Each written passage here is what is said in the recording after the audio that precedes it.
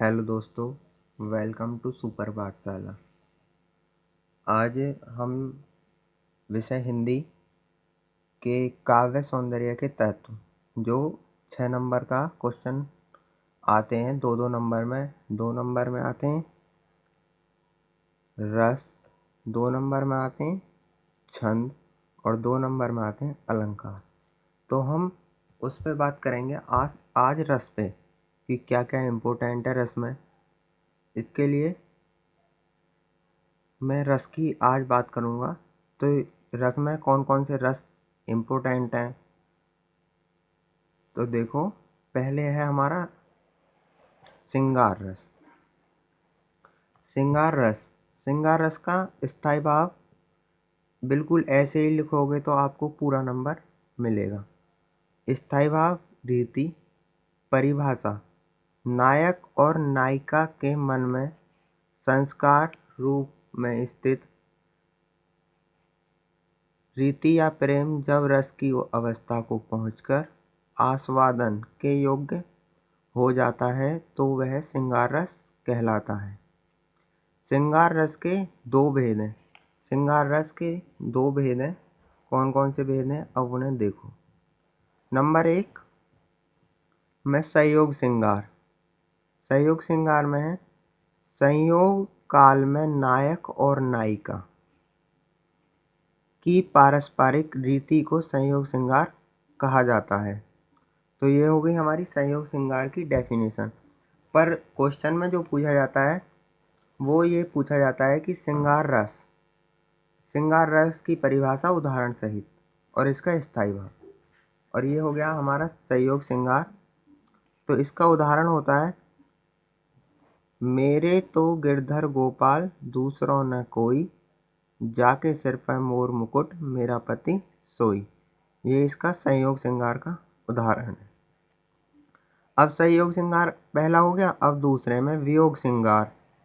वियोग श्रृंगार की परिभाषा एक दूसरे के प्रेम में अनुरक्त नायक एवं नायिका के मिलन के अभाव को वियोग श्रृंगार कहा जाता है। तो वियोग श्रृंगार में जहाँ बिछड़ने की मतलब अनुरक्त का मतलब है कि जहाँ पर बिछड़ा जाए, नायक और नायिका के मिलन में अभाव का वियोग ही श्रृंगार रस कहा जाता है। जैसे यानी उदाहरण है इसका, निस्दिन बरसत नैन हमारे, जब से तुम श्याम सिधारे। तो ये इसका उदाहरण है कि निस्दिन बरसत नैन हमारे, जब से तुम श्याम सिधारे। अब ये तो श्रृंगार रस कंप्लीट हो गया। अब आता है आपका करुण रस। करुण रस का स्थायी भाव शोक। परिभाषा है इसकी बंधु विनाश, बंधु वियोग, द्रव्यनाश और प्रेमी के सदैव के लिए बिछुड़ जाने से करुण रस उत्पन्न होता है। यद्यपि दुख का अनुभव वियोग श्रृंगार में भी होता है। देखो यहाँ पे आ गई कि यद्यपि दुख का अनुभव वियोग श्रृंगार में भी होता है, तथापि वहाँ मिलने की आशा बंधी रहती है। अतएव का मतलब जहाँ पर मिलने की आशा पूरी तरह समाप्त हो जाए वहाँ करुण रस होता है। तो करुण रस का उदाहरण है हे खग मृग हे मधुकर श्रेणी, तुम देखी सीता मृग नैनी।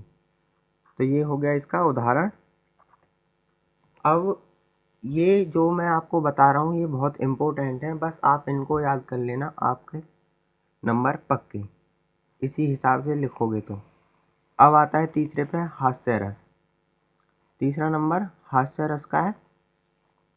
हास्य रस का स्थायी भाव हास और इसकी परिभाषा जो है वो देखो, वेशभूषा वाणी चेष्टा आदि की विकृति को देखकर हृदय में जो विनोद का भाव जागृत होता है उसे हास कहा जाता है। यही हास विभव अनुभाव तथा संचारी भाव से पुष्ट होता है तो यह हास्यरस में परिणत हो जाता है, जिसे हास्यरस कहते हैं। परिणत का मतलब पूर्ण हो जाता है, उसे हास्यरस कहते हैं। हास्यरस का उदाहरण है डट्टा जैसी नाक जिसके कुप्पा जैसे गाल हैं, बताओ विनती यह कौन भोपाल है। तो ये देखो इसका उदाहरण है हास्यरस का, ये डट्टा जैसी नाक जिसके कुप्पा जैसे गाल हैं, बताओ विनती यह कौन भोपाल है। वीर रस, जो कि बहुत बार क्वेश्चन में पूछा जाता है, वीर रस की उदाहरण सहित परिभाषा दीजिए। तो इसका स्थायी भाव है उत्साह। इसकी परिभाषा है युद्ध अथवा किसी कठिन कार्य को करने के लिए हृदय में जो उत्साह जागृत होता है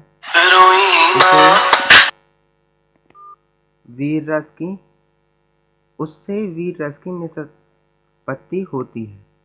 तो इसका उदाहरण है देखो, चढ़ चेतक पर तलवार उठा रखता था भूतल पानी को, राणा प्रताप सिर काट काट करता था सफल जवानी को।